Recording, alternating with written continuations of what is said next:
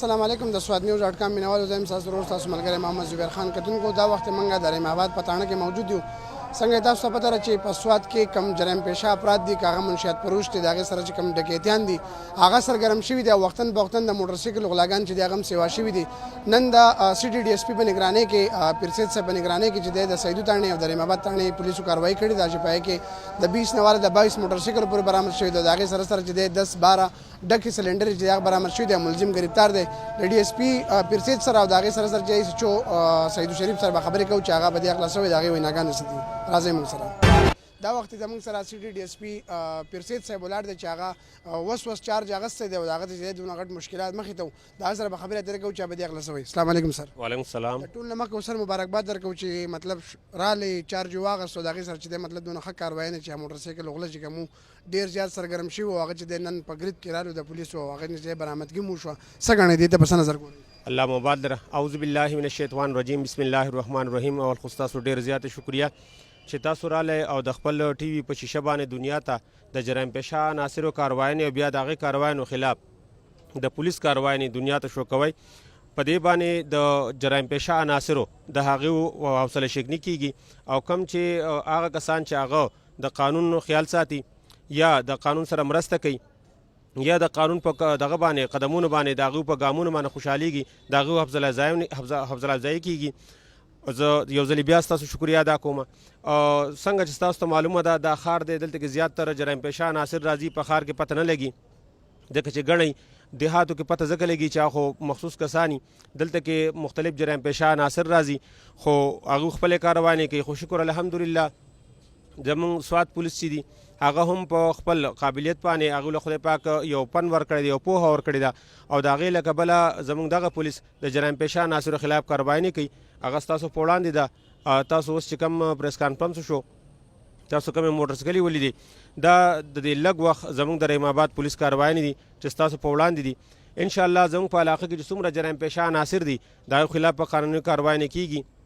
که هغه منشیات فروش دي که هغه غلا واله دي که هغه نور جرم پیشه دي انشاءالله د پولیس کاروانې به د هغې خلاف نه رکاویږي او د هغې پورې موږ خپله کاروانې کوو څو پورې زموږ په دم کې دمي انشاءالله د دې سره سره زه ستاسو هم ډېر زیات مشکور یم د عوام هم ډېر زیات مشکور یم عوام زموږ سره تعاون کوي خو زه بیا هم زما عوامو ته ستاسو په وساطت باندې خواست دی چې څومره جرم پیشه عناصر چې د هغې څه قسم سرګرمي هغه نوټ کړي زما دغه عوامو ته خواست دی چې پولیس ته په ټایم اطلاع ورکوي د پولیس سره امداد کوي د جرم پیشه عناصرو خلاف چې کم پولیس والا کمې کاروایي نه کوي پای کې د عوام زموږ سره امداد کوي 8 موټر سایکلې او 10 سلنډرې په سیدو تاڼه کې برآمد شوي دي او دغه شانتې د رحیم آباد په کیس کې د ده نه 10 موټر سایکلې او 15 سلنډرې برآمد شوي دي چې هغه ستاسو په وړاندې دي د دې ملزم نوم جان محمد دی د پلار نوم یې قلندر دی دا د سالار کورنو پارهوتي مردان اوسېدونکی دی جی کتونکو څنګه چې ډي اس پي صاحب خبرې وکړې دا ملزم چې کوم دی تعلق د مردان سره دی چونکې هغه سواد ته راځي او سواد چې دی پورامن علاقه ده چونکې دلته کې دا خلک چې دی هغه سرګرم ځکه دي چې دلته کې خلک چې دی هغه په دې خبره جوګه دي چې یاره مطلب دلته کې کمې کاروایي نه کېږي یا د هغوی چې کوم خلاف مطلب غلا کېږي یا نور داسې وارداتونه کېږي نو پایبندي زموږ د سواد عوام چې دی هغه سترګې نه پټوي هغه چې دی پولیس ته مخامخ کوي دا وخت زموږ سره د سیدو تاڼې ایس ایچ او چې دی زاهد خان هغه هم موجود دی هغه هم برآمدګي کړې د هغه سره به خبرې اترې کوو چې السلام علیکم وعلیکم السلام شو صاحب په ډېر لږ وخت کې مطلب ملزم رانیول بیا هغه ټریس کول د هغه نه بیا برآمدګي څه ګڼئ چې یاره مطلب دا پولیس لپاره څومره د ګټې خبره ده دا راته ووایي چې د ملزم مطلب څومره برآمدګي د هغه نه شوې ده بسم الله الرحمن الرحیم په ټول مخکې خو ستاسو ډېره مننه په 3 تاریخ باندې موږ ته ابراهیم نومې کس هغه راپورټ وکړ د خپل موټر سایکل د ګمشدګۍ نو زموږ بالا افسرانو په هغې نوټس واغستو او زموږ په سیدو تاڼه کې د ډي اس پي سي په نګرانۍ کې یو ټیم جوړ کړو چې درویش خان پکې و زه وم پکې او ډي اس پي سي په خپله دا ملزم موږ په ډېر لږ وخت کې اریسټ کړو او د ده نه په دې 2 ورځو کې تقریبا 8 موټر سایکلې او 10 چې دی نو ډکې سلنډرې دا برآمد کړې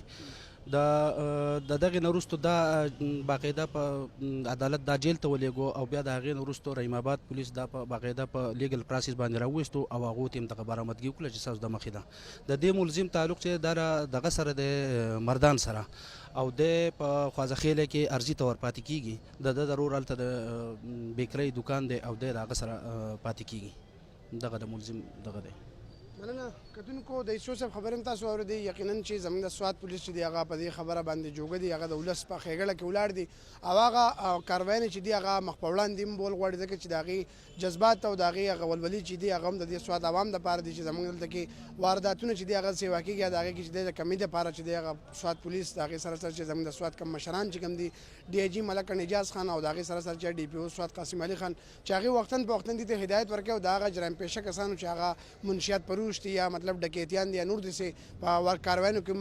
مطلب هغې بوخت دي د هغې خلاف بھرپور کاروایان جاري دي او انشاءالله ډېر ژر به زموږ د سواد چې دی یو ورځ بیا هغه روښانه سواد شي. زما د پروګرام مخ په دې رسې مال اجازه راکوي د الله په امان.